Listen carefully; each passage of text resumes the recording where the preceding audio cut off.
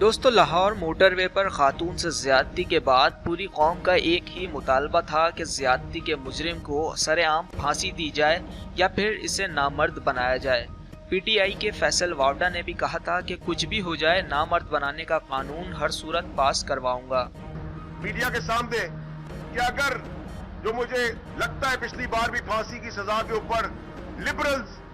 اور سو کال چیمپئنز جو human right کے وہ کھڑے ہو گئے تھے اور کہا پھانسی کی سزا نہیں ہونی چاہیے، تو کیسٹریشن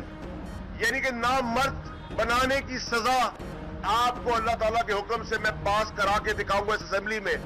اور اب وزیر اعظم عمران خان نے ایسا اعلان کر دیا ہے کہ اس واقعے سے پریشان ہر شخص کو دلی سکون مل سکے گا۔ وزیر اعظم عمران خان نے اعلان کیا ہے کہ زیادتی کے مجرم کو نامرد بنایا جائے گا اور عمران خان نے اس قانون کی منظوری بھی دے دی ہے اور اب ایسے مجرموں کو بطور سزا نامرد بنایا جائے گا۔ وزیر اعظم عمران خان کی منظوری کے بعد فیصل واوڈا نے اس قانون پر کام شروع کر دیا ہے اور اس بہترین کام کا سہرا عمران خان کے ساتھ ساتھ فیصل واوڈا کو بھی جاتا ہے، جنہوں نے سب سے پہلے یہ قانون پاس کرانے کا اعلان کیا۔ یعنی کہ نامرد بنانے کی سزا آپ کو اللہ تعالیٰ کے حکم سے میں پاس کرا کے دکھاؤں گا اس اسمبلی میں۔